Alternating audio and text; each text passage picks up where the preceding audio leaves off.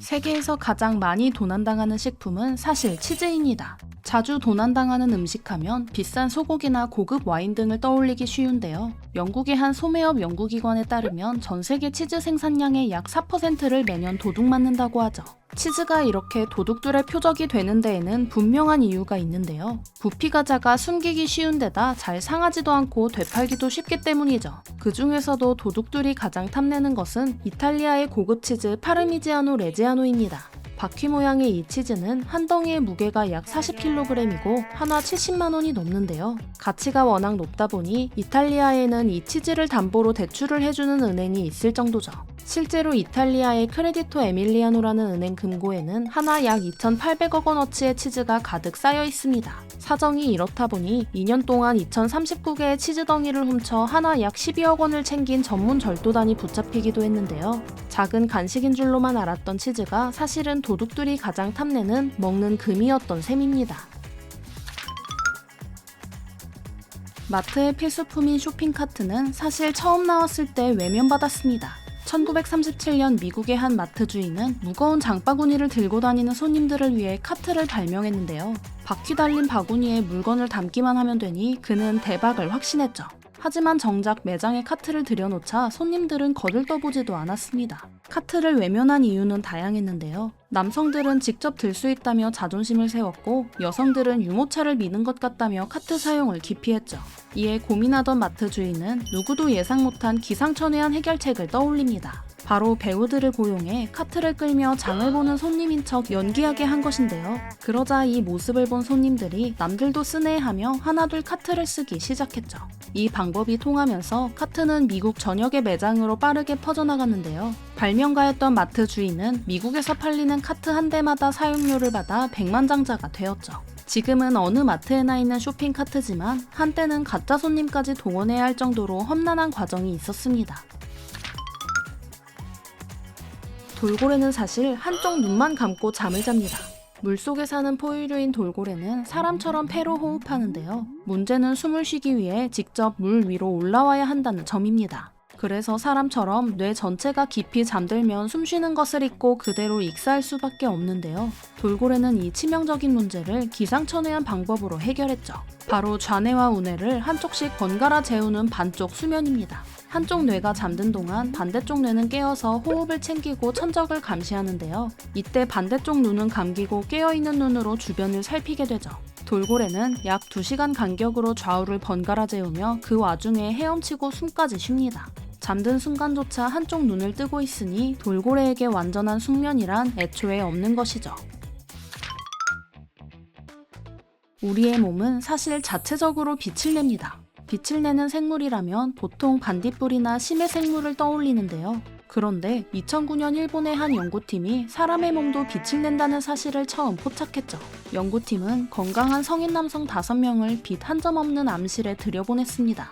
그리고 사흘 동안 3시간마다 이들의 몸을 초고감도 카메라로 촬영했는데요. 그 결과 사람의 몸 전체에서 은은한 빛이 새어나오는 것을 선명하게 포착했죠. 이 빛은 적외선 같은 체온이 아니라 눈에 보이는 영역의 진짜 가시광선입니다. 그런데도 우리가 서로의 빛을 전혀 알아채지 못하는 데에는 이유가 있는데요. 이 빛의 세기가 사람이 감지할 수 있는 최소 밝기의 약 1000분의 1에 불과하기 때문이죠. 게다가 이 빛은 반딧불이처럼 특별한 발광 물질로 내는 것이 아닙니다. 이 빛은 우리 몸의 세포가 에너지를 만들어 쓰는 과정에서 자연스럽게 새어나오는 부산물인데요. 흥미롭게도 빛의 세기는 하루 중에서 오후 늦게 가장 밝아진다고 하죠. 특히 얼굴 쪽이 가장 많이 빛난다고 하지만 스스로는 결코 그 빛을 볼 수 없습니다. 걸을 때 팔을 흔드는 것은 사실 단순한 버릇이 아닙니다. 팔을 움직이지 않아도 다리는 얼마든지 걸을 수 있는데요. 그런데도 우리가 늘 팔을 흔드는 데에는 과학적인 이유가 숨어있죠. 2009년 미국의 한 연구팀이 사람 10명을 여러 방식으로 걷게 하며 에너지 소모량을 측정했습니다. 그 결과 팔을 몸에 딱 붙이고 걸으면 평소보다 에너지를 약 12% 더 쓴다는 사실이 밝혀졌는데요. 다리만 움직이는데 오히려 힘이 더 든다니 언뜻 이해가 가지 않죠. 그 비밀은 걸을 때 생기는 몸통의 비틀림에 있습니다. 다리를 번갈아 내디딜 때마다 골반과 상체가 서로 반대 방향으로 어긋나며 비틀리는데요. 이때 팔을 다리와 반대 방향으로 흔들면 그 비틀림이 상쇄되어 몸이 똑바로 나아가죠. 반대로 팔을 딱 붙이고 걸으면 멋대로 비틀리는 상체를 잡으려고 몸통 근육이 더 힘을 써야 합니다. 실제로 팔을 붙인 채 걸으면 몸이 비틀리는 정도가 60% 넘게 늘어난다고 하는데요. 무심코 흔드는 팔이 사실 공짜로 균형을 잡아주는 가장 효율적인 비결이었던 것입니다. 세계 최초의 신호등은 사실 자동차보다 먼저 등장했습니다. 최초의 신호등이 세워진 것은 자동차가 발명되기 18년 전인 1868년이었는데요. 당시 영국 런던의 의사당 앞 거리는 극심한 교통 혼잡에 시달리고 있었죠. 도로는 마차와 합승마차, 보행자가 한 대 뒤엉켜 사고가 끊이지 않았습니다. 그래서 한 철도 기술자가 기차의 신호기를 본떠 거리의 신호장치를 고안했는데요. 건물 2층을 훌쩍 넘는 높이 6m의 이 신호등은 낮에 팔처럼 생긴 막대를 움직여 신호를 보냈죠. 밤에는 붉은색과 초록색 가스등을 켜서 멈추고 가라는 신호를 알렸습니다. 전기가 없던 시절이라 경찰이 24시간 곁을 지키며 일일이 손으로 조작해야 했는데요. 하지만 이 신호등의 운명은 그리 오래가지 못했죠. 설치한 지 한 달도 안 돼 가스등의 가스가 폭발하면서 조작하던 경찰이 크게 다쳤습니다. 결국 신호등은 철거됐고 거리에 다시 등장하기까지는 약 50년이 더 걸렸는데요. 우리가 매일 마주치는 신호등은 사실 자동차가 아니라 마차를 멈춰 세우기 위해 발명된 것이죠. 세계에서 가장 짧은 항공편은 1분도 채 걸리지 않습니다. 보통 비행기를 타면 짧아도 1시간은 넘게 걸린다고 생각하는데요. 그런데 스코틀랜드에는 눈 깜짝할 사이에 끝나는 비행 노선이 있죠.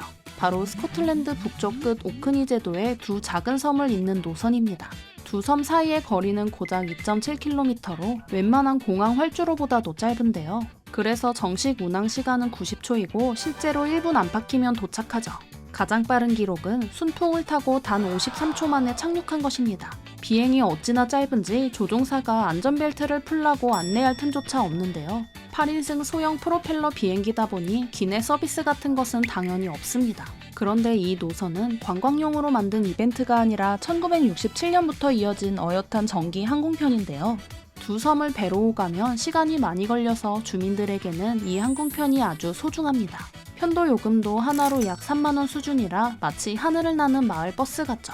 비행기에 타서 마음의 준비를 하기도 전에 끝나버리는 세계에서 가장 짧고 빠른 하늘길입니다. 우주 비행사들은 사실 임무 수행 시 손톱이 자주 빠지곤 합니다. 우주복하면 첨단 기술의 결정체라 어떤 부상도 막아줄 것 같은데요.